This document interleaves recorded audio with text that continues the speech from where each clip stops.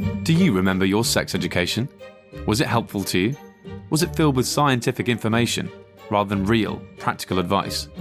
I'm Diggory Waite, and this is The Real Sex Education. Every other week, I'll be joined by a guest. We'll impart our own sex wisdom, ask our own sex questions, and we'll go over all the things they don't teach you in school. But in order to do this, I need an expert. A sexpert, if you will. But the only sex and relationship therapist I know is my mum. Hello, Mum. Hello, Diggs. In this episode, we speak to the curator of Lalalaletmeexplain about modern dating. I think it's by 2035, more than half of all relationships will have started online. What happened in her own life to make her start the blog. I had to self-validate. I had to learn how to self-soothe. I had to learn how to break the habits. And what men are doing wrong in the bedroom. They'll be like, well, that's just you. Every woman I've been with has had orgasms. And it's like, yeah, but we know that if you've slept with 10 women, at least 8 of them were faking. Hello and welcome to The Real Sex Education. I'm Diggory Waite and I'm joined as ever by accredited sex and relationship therapist Cate Campbell. Hello, Mum. Hello, Diggs. How are you today, Mum? I'm good.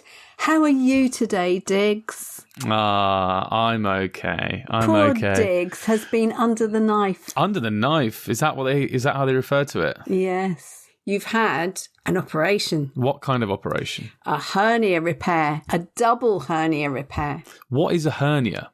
It's when part of your body falls through a hole in another part of your body. Falls through a hole? How does that hole appear? I don't know. Well, there's a right. gap. Yeah. I mean, sometimes there's a weakness and it forces a hole, or sometimes there is just a natural gap and it shouldn't go through the gap. Like I have a hernia with my brain. My brain comes through a gap into my spinal cord. So I have a hernia. Is Chiari, which you have, that's a type of hernia? That's a hernia, yeah. So we're kind of like... It must run in the family, mustn't it? It's on both sides. Yeah, exactly, yeah. We're just weak and puny. Our bits all just fall out. I mean, but it's not. That's another thing that bonds us both. You have a hernia of the brain. I have a hernia of the balls. The other end. Yeah. So, I mean, that's why this is actually somewhat to do with sex, is that I had 2 hernias. One was by my belly button. The other one was in my groin. And it was so big that it had gone into my scrotum, which I'm happy to say now because obviously it's not there anymore, but it slipped down and it was the size of an egg. And, you know, those very few unlucky people that saw it, most people didn't even realise, which tells you a lot about how people don't really... They don't pay attention, do they? They don't pay attention, really. But those... They don't scrutinise your ballsack. No. Let's clip that. That's great. No, people don't scrutinise. So actually, do you know what? The big takeaway from this whole thing is scrutinise the ballsack. But there you go. So anyway, that was removed under the knife. And you said then that I bounced back, which is very kind. You know, when I should have been feeling a lot more poorly, but you said that I bounced straight back. Because I want you to say that again so everyone knows that I'm a big, brave boy. Just a bit louder for the people at the back. Yes, indeed. But I mean, actually, this is a good moment to say to people that you should really examine your testicles if you have them. Just hold them in your hand and sort of roll them around and run your fingers over them from time to time, just to see if there are any lumps or bumps. People always think, I don't want to do that. I don't want to know if I've got cancer or something. But it doesn't have to be that. It could be your hernia falling down. Like mine, yeah. Exactly. So there's lots of reasons to examine your breasts and testicles, you know, apart from looking for really grim things. There are lots of other things that you can find there as well. Apparently, do correct me if I'm wrong, examining your testicle, it's quite good to do that in a shower sometimes or after a shower because it's all hot. It's all hot and warm. And so it's easier to... Or maybe a bath. Yeah, so it's easier. And so with that, you do just take a ball in your hand and try and move your fingers around the entire circumference. Just weigh it in your hand first of all and just sort of let it roll around your hand and then gently touch it with your fingertips. And if there's any irregularities or bumps and stuff that aren't on both sides, because anything symmetrical you can be happy with, because there's those like wires that sort of go around the back, which sometimes you feel those and you're like, ugh. They're blood vessels. Usually, quite right. And things like that. And so you get worried about those, but when you realise it's symmetrical and it's on the other side as well, you're sort of like, fine. But anything that's not, then you can think, uh-oh. Also, if ever you get a checkup in the doctors anyway, at least I've found, when you've gone to a gum clinic or whatever, they'll always be like, if there's any reason to pop your even for this hernia thing as well, like it's completely nothing to do with sex, this hernia thing that I had. The guy was just sort of like, whilst we're here and your trousers are down, I might as well just check your balls out, which is great. So if you're ever worried that your hands aren't too doctory, just go in and they'll do it for you. I can imagine everybody queuing up. I know, that's true, actually. Having their balls weighed. This is weirdly, wasn't what this was supposed to be, but it's now become a PSA. Scrutinise the balls, both your own and others, and scrutinise the boobs, both your own and others. Also, boobs. We talked about how to do it with... boobs is a bit harder, isn't it? Don't you have to lift an arm above your head? Hold your arm up and put your hands flat and then do the fingertip bit, but do it flat, with the flat of your hand first. Yes. Under your arms. Under your arms, and then on your boobs as well, and right underneath, and sort of lift them up, and kind of again examine them sort of together, so you can see if there's anything different. Again, if you suddenly notice a big difference on one side than the other, and look in the mirror if there's puckering or anything like that, or reddened areas. That's something to be concerned about as well. And a lot of this stuff is nothing to do with growths or anything like that. I mean, obviously you can get cysts and things, but you can have infections and things like that as well. Yeah. Love all that. We should probably get into today's great interview, which we've got coming up on something a bit left of, now after what we all talked about, a bit left of field, something completely... We're not going to be talking any more about testicles, are we? Maybe. No, we're not. We're going to be talking about modern dating.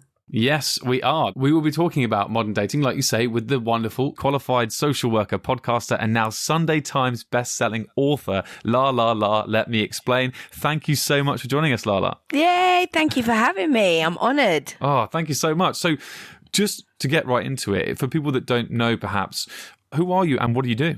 Well, I go by the name of Let Me Explain on Instagram. Before that, I was a social worker. And before that, I was a sex and relationships educator for the NHS, delivering SRE education to schools and youth settings. And then I took all of my knowledge from those careers, plus my knowledge of dating lots of shit men. I put it all together and made an Instagram, which I attempt to help people navigate the dating scene safely with. And Brilliant. So was there a particular thing that made you decide to start the Instagram page, or? Yeah, it was, I talk about this in my book, actually. It was like I had a sort of series of epiphanies. I'd done all this learning and I'd got my head around feminism and toxic masculinity and the effects of sexism and the systemic oppression of women and all of that. I was dealing day in, day out with sexual exploitation and domestic violence, and had great knowledge of attachment theory and all of those kind of things. But I was not applying any of my professional knowledge to my own personal life whatsoever. I'm not sure why, really, but I was doing all this stuff for women at work, and then I was coming home and begging men who were treating me with indifference and ambivalence and sometimes real nastiness to love me better and to treat me better. I got to the point where I dated person that I called the fuckboy that broke the camel's back, who was just like a bag of walking red flags. Yeah. And I got to the end of that, and it was like all these things started sparking off in my head, like, what are you doing? You should have seen that red flag. You should have seen that one. Why didn't you see it? And when it all started kind of coming together in my head, I was like, every woman needs to know this. But also, I need to get this out. And this is what I started writing a blog, and the blogs were almost like therapy for me, really. And the therapy was so cyclical, I guess, because there were so many women reading the blogs and then going, wow, this is me. This is what I've been doing. So that really helped my healing as well, and it all just sort of grew from there. Yeah, and you've fostered like quite a community on there. Like there's loads of people who you've met through the Instagram account and stuff, who you have on your podcast, and it just feels like people really come to you for help and advice. Yeah, I think that people trust me because of my professional background, but I think that people trust me more in this capacity than they did when I was a social worker, not only because of all the awful things and the misconceptions about social work, but in social work, I'm just telling you about you and you're not hearing anything about me. I can't share anything about... And Kate, you'll know this as well from the way that you work. It's very one-sided. Whereas with this, I can be vulnerable. I can say, look, I get it. I've been there, And I think people warm to that because that they can see that I'm not going to judge them. They can see that I'm probably able to relate to them. So it gives a much more rich relationship, I think. And at the moment, I feel like what we want to talk to you today about is just sort of the state of dating at the moment, because a lot of the questions that you get are about getting into a relationship, but also what it's like when you're in a relationship. Like we've already referenced like red flags and stuff. So I just wanted to ask you some questions about that, really, and where we are with modern dating, because Mum and I have done loads of episodes where we talk about, having a partner, but we haven't actually really talked about dating and like actually getting a partner and stuff. So I guess the first thing is what I think when I think of modern dating now is dating apps. How have they changed the game? Have you tried the apps? Yes, extensively. Sorry, I mean, and that's the thing, isn't it? There is, and this is what I want people to remember, is that there is hope. There is, you can have success. There's loads of people. I think it's by 2035, more than half of all relationships will have started online. So I don't think it's something that we should necessarily be running scared from or freaking out about. But I think it's really important to acknowledge the reality of how much dating apps have changed the dating scene and how many pitfalls there are. And I think probably one of the most common things that I face in my inbox is women in particular, but men who date men also come to me with this kind of stuff, which is this sense of this constant need for men to chase sex, but not chase sex explicitly, because that's fine. If you're on the apps and you're like, I'm here for a fuck,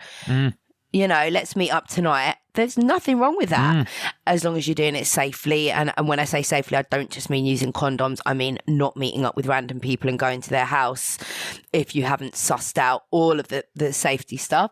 But it seems to be this drive towards what a lot of people call like finessing women into bed. So it's lots of women are meeting men who are really saying all the right things, who come across as though they want to date them, who promise the world, and then they're being ghosted pretty soon after sex. Or if they're not ghosted after sex, things certainly fizzle out.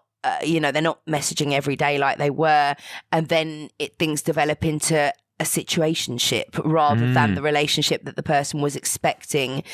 So you're seeing each other, but you haven't had that conversation of what are we? And perhaps you don't want to have that conversation because you know that may scare the other person off because they'll be thinking you're too keen or you want too much. So you're left in this state of like, well, I'm seeing you regularly. You're the person that I call. You call me often, drunken nights out. You text me happy Valentine's Day, but I don't know where this is going or how you see me or whether you're sleeping with other people. So you're stuck in this sort of purgatory, really. And do you think that's and the apps have led to a bit more of that as well? I don't know if it's the apps. I think it's a combination of so many things. I'm not anti-sexual liberation for women whatsoever. I'm incredibly positive about it, and I think it's needed and necessary. But sexual liberation really actually was designed to liberate women from being sex slaves for men, actually. It was to empower women to have sex for ourselves and to be able to do things like Me Too and to speak out about how much sex we were having was not sex we wanted, was rape or sexual assault or whatever. But sexual liberation also came alongside contraception becoming more widely available. And so women really were liberated. We weren't held back by the worries of pregnancy, and, abortion became legal in many places. And again, that's incredibly liberating for many reasons. But sexual liberation for women wasn't backed up with education for men. So while we were out there going, yeah, we can fuck now, those of us who have sex with men weren't necessarily then getting the greatest experiences because we're still not frequently having sex that serves us, but also it's then sort of done this thing with misogynistic men and fuckboys, which is that where they used to have to be in a relationship with a woman to have regular sex, and sexual liberation meant that actually far more women were up for having casual sex. So for a lot of men who don't realise that they need that their emotional needs met just as much as women do. It was a bit like, whoa, people are willing to fuck. And actually now I can meet them really easily on Tinder. So I don't know if I'm sort of accurately phrasing this in the way that, yes, I think sexual liberation is wonderful. Yes, I think women should be able to fuck whenever they want. But also, I don't think a lot of women who are out there having casual sex were intending for it to actually be as casual as what it was, and B, are actually even getting any kind of orgasms or even any pleasure out of it. And so I think that dating apps have just facilitated a kind of scene for all this to happen really easily. But I think women are losing out. And I think that so I think that situationships are often, not always, because men can be the ones going, what are we to? But I think often situationships are women who have gone down that route and started sleeping with somebody because actually they want the emotional connection, they want the love, but in order to meet the bar for what everyone else is doing, that they had to give this guy sex. And then you're sort of trapped in this ambiguous, shitty situation. Yeah. And it's particularly difficult, I think, for people who have feelings about being in relationships in the first place. They're worried about being good enough. And they're the very people that seem to go and feel more empowered by having sex with a lot of different men, but at the same time are then really, really worried because the relationship doesn't progress. I mean, it's a situationship. It never develops into a relationship. And then they think, what's wrong with me? And, they don't think, well, the context was this isn't going to be a relationship. Why did you think it would progress? But they do. And then they go into therapy thinking there's something really, really badly wrong with me. This is awful. So is that something you see more? Yeah, very much so. That's interesting, isn't it? Yeah. And I think sometimes what we do, and I've certainly done this myself, is thought, I'm not really that into this guy. I've just broken up with someone else. I really just want a bit of attention, maybe go on a date. If we end up sleeping together, then cool. But, we're not really a match, so I'm not going to fall for him. That's not what I want. And then what I find, and certainly a lot of women that I know find, again, you can't say all, but a lot, is that after being intimate with them a few times, 2, 3, 4 dates, you start to go, oh, no, actually, I want more. Even if actually the reason that you want more is not because actually you think this person is wonderful and you've got loads in common with them and you actually really enjoy spending time with them. You want more because it's validating to be wanted, and them not wanting more becomes an indicator of your self-worth, or that's how we start to perceive it. So then and it really leads to a bash to your self-esteem. And then of course when your self-esteem is bashed, then you want to be in it more. You're less empowered to say, no, fuck this, he's an idiot anyway. Why I don't even want a relationship with this guy. So it can really, then you get trapped in that cycle of like low self-esteem. And it gets even lower every time you see this person. They don't call you the next day or whatever, and it's just messy. And there's loads of pressure as well. I mean, in terms of being sexual together, it feels like there's a lot of pretense going on when a relationship isn't a relationship, and people get into bad habits. So then if it does become a relationship, you've got to undo what you did. Like if you're trying, so many women trying to please the guy have loads of response pressure. So it doesn't really matter how great they are as a lover. In lots of ways, the woman is so nervous that she's not going to come. So she pretends, she fakes it. And then the guy thinks this is how to do it. And it's not anymore. And I mean, we talk about this all the time because it's such a big thing now. And they still don't know, after years together, that by then the guy still doesn't know what turns on the woman. I get this so often in my DMs is this question of, I'm with a really lovely man and I really like him and I really don't want to hurt his feelings, but we've been together 6 years and I've never had an orgasm, but he thinks I've had one every time. How the fuck do I deliver this information to him without crushing his entire world and making him think, well, what else have you lied about, And it's incredible. I mean, what do you advise people in that situation? Start talking about wanting something new. So let's try something different. I really want to try something different. And then say, oh, I like that. They're even better than what we were doing before. Let's do more of that. But I mean, if they come into sex therapy, it's not a problem because they sort of go back to the beginning and start all over again anyway. But if they're just, you know, if it's just a kind of one-off and it's just an inquiry, then... But would you recommend not telling the truth or not being 100% honest about the fact that you've never actually come with them? Would you say that you need to skirt over that a little bit to protect a relationship? It depends on the relationship, doesn't it? Because for some people, it would be absolutely devastated. So it's really difficult to know because everybody talks so much about honesty, but sometimes it doesn't actually pay. And it's really, really difficult. Nobody talks about, I mean, when people started to talk about women having an entitlement to great sex, then a different kind of problem was created because then men wanted to see that their women were having a great time and felt diminished if they weren't. So then you've got response pressure, which I guess is what we're talking about, and where they're thinking, oh my God, I've got to please him. But actually, this isn't doing it for me. Yeah. And women seem to take the responsibility either way. Anyway. And I think porn has so much to answer for in this because we learn, and actually even just mainstream films. You know, I've never seen a sex scene in a movie where a woman doesn't come from penetration and where she's not, you know, panting and screaming loudly within seconds of a penis entering her. You know, I never felt that magic when a dick entered me ever, but I thought, well, that means there's something wrong with me. So I have to pretend that it feels wonderful because, you know, otherwise I'm not keeping up with the Joneses. I'm not pleasing him like every other woman is. And you're right, it becomes this whole thing of giving him the responses that he wants. Then we become so focused on ourselves. You know, a lot of sex that women are having is just completely unpleasurable because not only are we fake moaning, but we're also the entire time thinking, what do my tits look like? What does my bum look like in this position? Is he satisfied by this? Is everything okay with him? You know, all the while he's scratching at our urethra and fuck all is happening, you know, and we're not articulating that. So worried that we're bad in bed, but not even noticing that actually you're really bad in bed. You haven't even gone anywhere near my clitoris. You haven't bothered to, you know.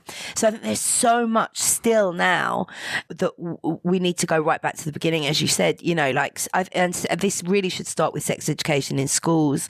Girls and boys need to be taught that this is about pleasure for both parties and that's not going to happen if we're completely self-conscious, not only about the sex side of stuff as I described, but also the situationship stuff of where do I stand in this? Have I got to put on this performance and be the best in bed and give him anal even though I don't want to? Because that will eventually lead to him saying, yeah, you can be my girlfriend, you know? It's all so sort of tied up in all of, you know, it all comes together in the same box, really. But one of the things we talk about, which I always find it's really difficult for me to get my head around, is like feeling empowered enough to be like, actually take control of your own pleasure. Because I think, again, like, it makes a lot of sense. Like when you're dating someone and when you're having sex with them, you want them to be having a good time. That's basically what we're talking about. And it makes sense that should be your priority. Is if as long as they're happy, then I'm happy, and they will feel the same way. But how often, because it's never really discussed or talked about, that actually ends up with both parties being like thinking they're doing something, a favour for the other person, but both of them aren't actually getting what they want. So there's this weird thing where actually you need to start taking care of your own pleasure. Now, obviously, the massive caveat there is you need to do that consensually and safely and all that sort of stuff. But when you're doing these things, like, what actually feels nice for me and how do I communicate that with my partner? But that is the hardest thing to do. So when they're scratching around at your urethra, like you say, how do you say, hey, in a nice way, how do you be like, hey, do you mind, you know, try this instead? Like, how do you do that? Yeah. But I mean, I think it's so much more, even we need to go back far more basic than that and really educate men, mainly men and boys, that penis in vagina is not what's going to work for most women. But the problem that I find, and well, I've done lots of story threads about this and get such a big reaction from women, is that men don't like that. And men don't want to hear it. Or a lot of men, not all men. A lot of times when you say, just letting you know, like 75% of women they need clitoral stimulation. A penis is doing very little. They'll be like, well, that's just you. You can't speak for all women. You know, I've never had any complaints before. Every woman I've been with has had orgasms. And it's like, yeah, but we know that if you've slept with 10 women, at least 8 of them were faking. Most of the time. They don't want to hear it. And then it becomes this really difficult conversation where actually if you like this person and you want to have a relationship with this person, then it instantly becomes this defensive and you become this annoying feminist who's trying to speak for all women because you've got a shit vagina. I can sit there and say on my stories until I'm blue in the face, be honest, be open, communicate in a non-confrontational manner.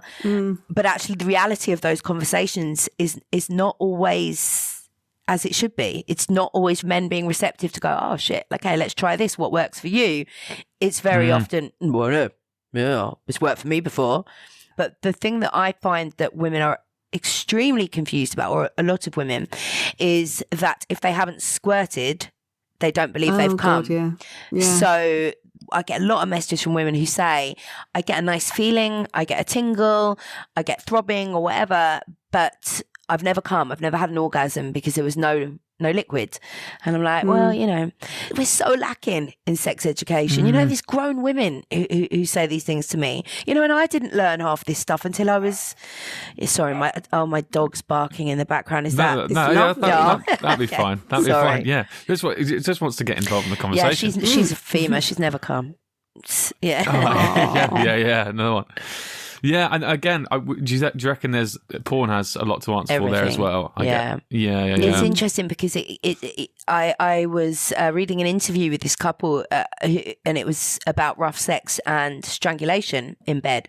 And it was this really interesting point, exactly as you sort of noted there, which was that they'd been together for years and he'd been choking her consensually during sex. And then one day, after many years together, they had this conversation where he was like, what do you like about that? You know, it's a kind of strange thing to do or whatever. And she said, I don't like it. I only do it because I thought you liked it. And he was like, I hate it. I only did it because I thought you liked it, you know. And I think this is happening in bedrooms up and down the land. And it's such a strange concept that you would allow somebody inside your body who you're not confident to be able to have a conversation with, you know. And did he do that because of what he saw on porn? Yeah. People watch porn as a sex manual.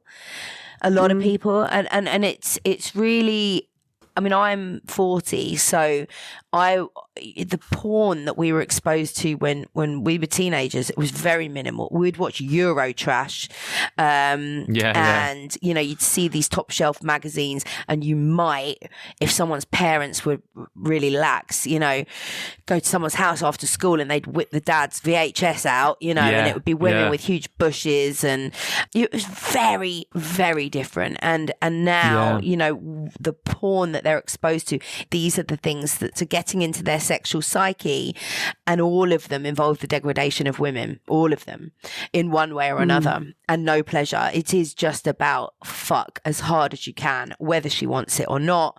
And that is seeping out into our wider consciousness, you know, and this is what women in the main often are experiencing in bed. And not just young women, you know, I get a lot of women who are in their 50s who have gone onto dating apps after divorce and who are just shocked by how much the landscape has changed, by why men are putting their hands around their throats during first time sex, why they're having their hair pulled or they're being spat at, you know, things they never experienced when they were dating in the 90s or 80s or whatever. It's porn has fucked us all. Yeah, literally. Quite literally. Yeah.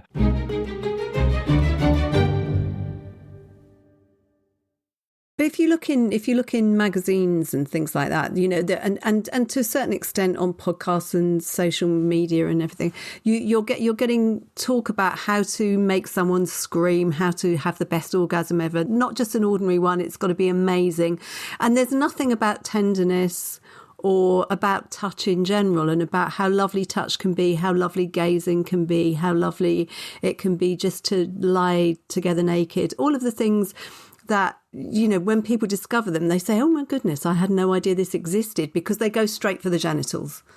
And and there isn't anything else. And it's and that's very sad. It is sad. And there's so many, again, I remember I did a thread where we were talking about what are your favourite things, and people were talking about just being stroked and tickled and having their hair played with and their back rubbed and all of those things, and how that is actually part of making love.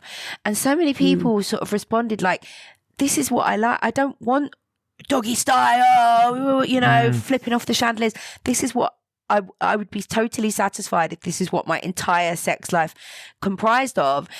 But I feel kind of pathetic. You feel a bit sort of Mills and Boone in trying to deliver that information of like, well, actually stroke me with a feather or whatever. And again, it goes back down to communication, doesn't it? And really feeling empowered to go, this is what I like. There's no shame in anything that I like. This is what gets me off.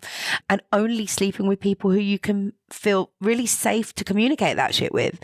Why we're not doing that. But people don't know what they like because they haven't tried anything really apart from what they've seen in the porn. And, sometimes when people come into sex therapy, you give them a really simple exercise like touching one another's hands or something, or just stroking a shoulder or something clothed, not even. And there's usually a sex ban in place when they do this. So there's no pressure. They're just supposed to be exploring a little bit, stroking someone's face, gazing into their eyes, something like that. They do that for a little while. It's so hot. So many of them break the ban. Yeah. I shouldn't admit that because I don't want my clients doing that all the time. But honestly, and it's not sexual. I mean, stroking a finger, you wouldn't think would be incredibly sexual. But it is, given the right context, given the amount of time, given the concentration and the focus. And instead of being in your head thinking, is my partner liking this? Am I doing this right? Is it okay? Am I responding in the right way? Do I look okay? Is my bum big? Just as you said, instead of all of that, they're just focusing on one another. Totally different experience. Yeah. And I think celibacy really helped for me as well. I know you said about the sex bans with your people that you're working with, and actually I think that's can really work for single people as well. For me, I went completely celibate for about 18 months, and that really changed everything for me. Wow. It really improved the quality of sex that I was having, but also made me choose the people that I was dating much more carefully. And that was in line with the spirituality stuff, where it was a bit sort of, my body is a temple, it's kind of fresh now, and nobody else can enter it unless they're really fucking great. It really helped me feel much more valuable, and then when I felt more valuable, I expected better sex. I expected to be cared for. And that is exactly what we would focus on in sex therapy. So that when Diggs was talking about people having, taking responsibility for their sexual experience, it's checking in with yourself and knowing what you need for yourself, and are you treating yourself with respect? Because if you're not, how do you expect anyone else to treat you? Absolutely. It's so important. It's so difficult though. I mean, I think so many people, and this is me included, I think when I'm really honest with myself, a lot I've thought to myself, right, celibacy is probably like what's needed right now, and yet there's it just crawls back into your head. You're just like, I need someone else to think I'm fit. I need someone else to think to like me. And it's really interesting because I actually think that takes a lot of willpower, which I know sounds mad because it's obviously like, well, other people have to have sex too. But do you know what I mean? I feel like it takes a lot of willpower to be celibate for 18 months. I was sort of open and willing. I never put celibacy in a thing of like, if I met the perfect person right now, I would talk to them, and I'd see what was going on. But I was so reliant on external validation. I was so reliant on my self-esteem coming from what these random fucking men thought of me. And when I had said to myself in my head, no, I just don't want I don't want any of them anywhere near me for a little while now, I knew then that I had to get my self-esteem, I had to self-validate, I had to learn how to self-soothe, I had to learn how to break the habits. And so it was just to force myself into that. And then I quickly learned. And again, that was when I started the page. So I guess that maybe I was also getting validation from other people. I was getting validation from other women. I was getting people then saying to me, God, I really relate. This is brilliant. So I guess it wasn't all self-validation. It was, I was in a kind of unique position because then I was also, you know, getting it from other people. But it was, I recommend it to anyone who sort of feels like they're in a bit of a mess and they need to just stop and have a detox, basically. It's what it feels like, a kind of detox. Yeah. Because so many people use sex as sort of mood regulator. And again, it's something that's been encouraged because orgasms kind of reset you. And so you can see how people would keep going back to that, because you can do that and then your anxiety can disappear. But I wasn't having orgasms. No. You know. No, but a lot of people do. I mean, so you were using it for validation. Some people are using orgasm as mood regulator, and it's just and it that accounts for a lot of porn use as well, because then it's not the orgasm, it's the click and load dopamine that they're looking for, rather than the oxytocin at the end. So it's so in fact they don't want to come. They want the opposite. They want to keep clicking and loading. And it's just what so many people do at the moment. And you think, well, how do you learn? Somebody's got to teach you at some point how to manage your mood, rather than you at 8 years old finding, oh, here's a way, which is what's happening a lot more now. Yeah, exactly. Right, I'm conscious of time. So let's end on this. Tell us about your book, because Sunday I think Times bestseller. Now we're talking. Yeah. Tell us about the book. Actually, the book actually goes into quite a lot of the stuff that we've spoken about. It's really what I wish I'd read before I jumped into the world of dating after having had my son. The landscape had changed massively. I'd been in a long-term relationship since my early 20s, became a single mother, and then I was launched into this completely different world. Like apps had been born. So not only was I a single parent, but everything had changed, and I made every mistake that you could possibly make. I got into situationships without realizing. I got ghosted. I got catfished.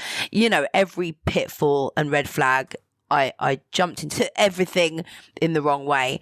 And this book really is everything that I wish somebody had told me before I did that. And then, hopefully it's encouraging people.